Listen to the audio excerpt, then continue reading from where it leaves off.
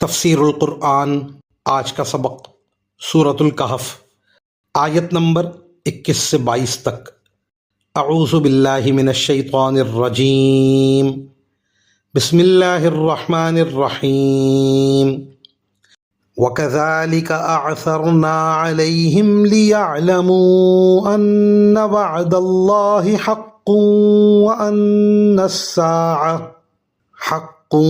وَأَنَّ السَّاعَةَ لَا رَيْبَ فِيهَا إِذْ يَتَنَازَعُونَ بَيْنَهُمْ أَمْرَهُمْ فَقَالُوا ابْنُوا عَلَيْهِمْ بُنْيَانًا رَبُّهُمْ أَعْلَمُ بِهِمْ قَالَ الَّذِينَ غَلَبُوا عَلَىٰ أَمْرِهِمْ لَنَتَّخِذَنَّ عَلَيْهِمْ مَسْجِدًا سَيَقُولُونَ ثَلَاثَةٌ رَابِعُهُمْ كَلْبُهُمْ وَيَقُولُونَ خَمْسَةٌ سَادِسُهُمْ كَلْبُهُمْ رَجْمًا بِالْغَيْبِ وَيَقُولُونَ سَبْعَةٌ وَثَامِنُهُمْ كَلْبُهُمْ قُل رَّبِّي أَعْلَمُ بِعِدَّتِهِم مَّا يَعْلَمُهُمْ إِلَّا قَلِيلٌ فَلَا تُمَارِ فِيهِمْ إِلَّا مِرَاءً ظَاهِرًا وَلَا تَسْتَفْتِ فِيهِم مِّنْهُمْ أَحَدًا۔ ترجمہ۔ اور یوں ہم نے ان کی خبر لوگوں تک پہنچا دی تاکہ وہ یقین سے جان لیں کہ اللہ کا وعدہ سچا ہے، نیز یہ کہ قیامت کی گھڑی آنے والی ہے، اس میں کوئی شک نہیں۔ پھر وہ وقت بھی آیا جب لوگ ان کے بارے میں آپس میں جھگڑ رہے تھے، چنانچہ کچھ لوگوں نے کہا کہ ان پر ایک عمارت بنا دو، ان کا رب ہی ان کے معاملے کو بہتر جانتا ہے۔ آخر کار جن لوگوں کو ان کے معاملات پر غلبہ حاصل تھا، انہوں نے کہا کہ ہم تو ان کے اوپر ایک مسجد ضرور بنائیں گے۔ کچھ لوگ کہیں گے کہ وہ 3 آدمی تھے اور چوتھا ان کا کتا تھا، اور کچھ کہیں گے کہ وہ 5 تھے اور چھٹا ان کا کتا تھا۔ یہ سب اٹکل کے تیر چلانے کی باتیں ہیں۔ اور کچھ کہیں گے کہ وہ 7 تھے اور 8واں ان کا کتا تھا۔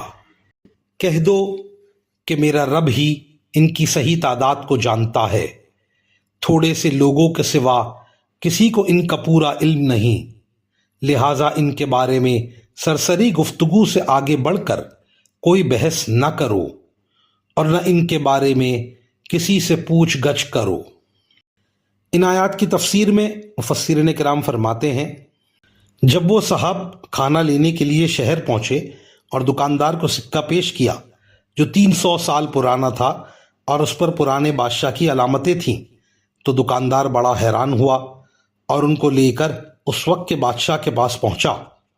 یہ بادشاہ نیک تھا اور اس نے یہ قصہ سن رکھا تھا کہ کچھ نوجوان بادشاہ کے ظلم سے تنگ آ کر کہیں غائب ہو گئے تھے۔ اس نے معاملے کی مزید تحقیق کی تو پتہ چل گیا کہ یہ وہی نوجوان ہیں۔ اس پر بادشاہ نے ان کا خوب اکرام کیا، لیکن یہ حضرات دوبارہ اسی غار میں چلے گئے اور وہیں پر اللہ تعالیٰ نے انہیں وفات دی۔ ان اصحاب کہف کا اتنی لمبی مدت تک سوتے رہنا اور پھر زندہ جاگ اٹھنا اللہ تعالیٰ کی قدرت کاملہ کی ایک واضح دلیل تھی، اور اس واقعے کو دیکھ کر ہر شخص بآسانی اس نتیجے تک پہنچ سکتا تھا کہ جو ذات اتنے عرصے تک سونے کے بعد ان نوجوانوں کو زندہ اٹھا سکتی ہے، یقیناً وہ اس بات پر بھی قادر ہے کہ تمام انسانوں کو مرنے کے بعد دوبارہ زندہ کر دے۔ جیسا کہ پیچھے عرض کیا گیا، یہ حضرات جاگنے کے بعد جلد ہی اسی غار میں وفات پا گئے تھے۔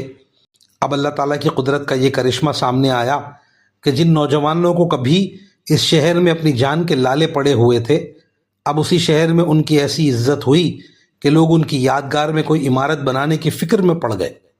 اور آخر کار جن لوگوں کو اقتدار حاصل تھا، انہوں نے یہ طے کیا کہ جس غار میں ان کی وفات ہوئی ہے اس پر ایک مسجد بنا دیں۔ واضح رہے کہ عمان کے پاس جو غار دریافت ہوا ہے، اس پہ کھدائی کرنے سے غار کے اوپر بنی ہوئی ایک مسجد بھی برآمد ہوئی ہے۔ یہاں یہ بھی واضح رہنا چاہیے کہ ان کی وفات کی جگہ پر مسجد بنانے کی یہ تجویز اس زمانے کے صاحب اقتدار نے دی تھی۔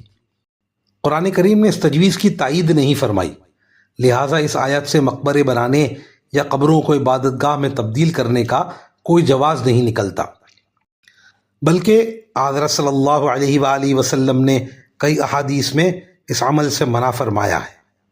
مزید ان آیات میں یہ مستقل سبق دیا گیا ہے کہ جس معاملے پر انسان کا کوئی عملی مسئلہ موقوف نہ ہو اس کے بارے میں خواہ مخواہ بحثیں نہیں کرنی چاہیے۔ اصحاب کہف کے واقعے میں اصل سبق لینے کی بات یہ ہے کہ انہوں نے کس طرح ناموافق حالات میں حق پر ثابت قدم رہنے کا مظاہرہ کیا، اور پھر اللہ تعالیٰ نے کس طرح ان کی مدد فرمائی۔ رہا یہ کہ ان کی صحیح تعداد کیا تھی، یہ کوئی ایسا مسئلہ نہیں ہے جس پر بحث کا بازار گرم کیا جائے، لہٰذا اس میں الجھنے کے بجائے یہ ہدایت دی گئی ہے کہ اگر کوئی اس معاملے میں بحث کرنا بھی چاہے تو اسے سرسری گفتگو کر کے ٹال دو اور اپنا وقت ضائع نہ کرو۔ وآخر دعوانا ان الحمد للہ رب العالمین۔